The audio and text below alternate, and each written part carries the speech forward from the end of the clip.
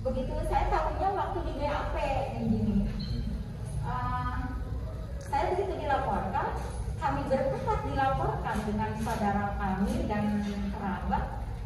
Ternyata waktu di BAP anak saya bercerita, ini ayah korban waktu mama maksa ke rumahnya pelaku, saya kaget kenapa tumben udah 11 tahun rumah tangga belum pernah mama datang.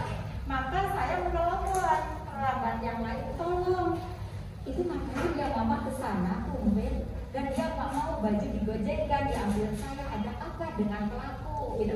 Artinya isinya ibu nggak pernah Nggak pernah.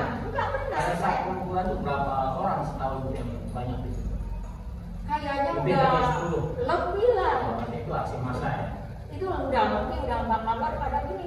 Ada yang melerai, ada yang berhenti ringan, dan ada itu waktu itu saya juga ada yang menjambak dari belakang. Itu sudah kalau saya sakit. Oh, dalam kondisi itu ibu menghasut keluarga agar misalnya begini. Enggak, cuma saya begini. Yang pertama saya bilang bangsa karena dia lari. Yang kedua juga saya bilang bangsa, yang ketiga saya jangan itu apa tahan itu dia memerkosa cucu saya. Yang kena itu emosi ya? Iya, betul. Karena saya kan takut dia lari dan lepas, bagaimana nih pertanggungjawabannya. Itu yang saya lakukan. Dan di situ saya memang udah panik dan saya ini ayah korban itu setelah saya telepon belum tahu tuh situasi yang sebenarnya.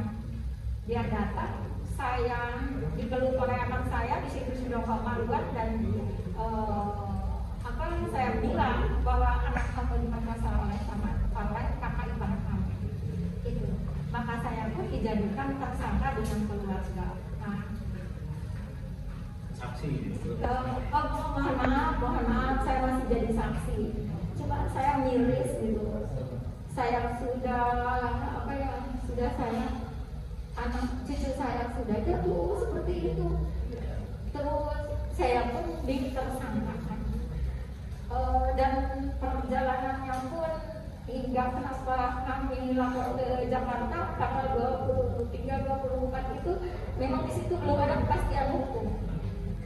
Enggak ada tanggal 24 belum kami pun menerima karena saya sering menanyakan ke kejaksaan bahwa apa dilimpahkan, kenapa dia masih ditahan di Polres gitu ya. Dan pada hari Imlek kemarin saya pernah ke Polres itu pelaku masih ada di situ. Nah itu saya harapan saya harapan keluarga ini karena ini luka permanen ya, maksudnya ini korban pemerkosaan yang fisik yang trauma ya psikologi yang kami terima sekarang. Intinya apakah mereka berpikir 18 tahun atau 17 tahun yang akan datang akan seperti apa? Dia itu akan ada dua kemungkinan, dia bangkit ataukah dia depresi ataupun dia mengambil keputusan yang tidak layak setelah dia tahu apa yang terjadi pada dirinya. Lalu itu yang tidak bisa diganti oleh apapun, sebesar apapun bentuk materi ataupun apa itu nggak bisa, karena itu satu. Kalau saya menyebutnya pemerkosaannya itu tidak sebanding dengan apa yang kami rasakan hari ini.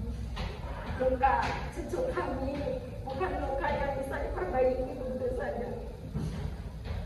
Dia pun harus menanggung seumur hidup beban itu. Maka saya berharap pelaku pun harus menanggung seumur hidup. Maka harus memang dihukumlah seumur hidup atau seberat-beratnya.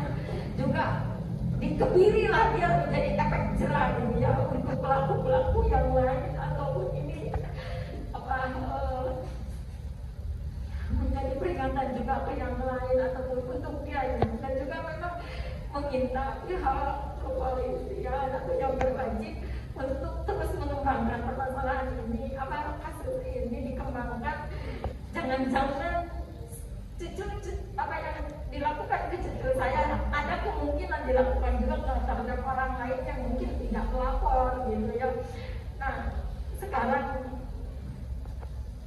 saya sangat berharap kepada semua pemangku kebijakan yang kedua saya ini memohon kepada Bapak Presiden Republik Indonesia, Bapak Joko Widodo, saya mohon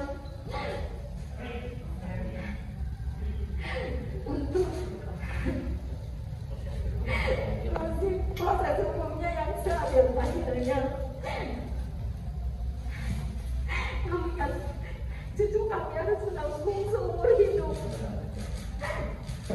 Maaf ya kawan-kawan ya, tidak kalau cerita terlalu panjang. Tapi pada intinya begini, ini kan ada dua objek hukum ya, di mana satunya adalah perbuatan pelaku ini diduga kuat, dia adalah melakukan kejahatan terhadap anak di bawah umur yang usianya 8 tahun, yang itu dilakukan secara paksa dan terencana. Maka dari itu harusnya majelis hakim yang memeriksa dan mengadili harus melakukan pemidanaan tambahan. Kenapa? Karena di Undang-Undang tentang Perlindungan Anak itu jelas pasal 81 ayat 5. Maka dari itu kita minta aparat penegak hukum untuk mengembangkan perkara.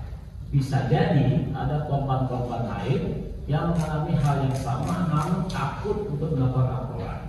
Sehingga kalaupun diketahui ada dugaan pidana dilakukan oleh pelaku ini terhadap orang lain, maka pasal 5 itu dapat dikenakan, yang dalam hal ini bisa diancam hukuman mati ataupun seumur hidup ataupun dikebumian. Maka kita berharap besar sekali bahwa penyidik untuk melakukan pengembangan hukum agar ini menjadi efek jerah bagi para pelaku-pelaku yang lain. Nah,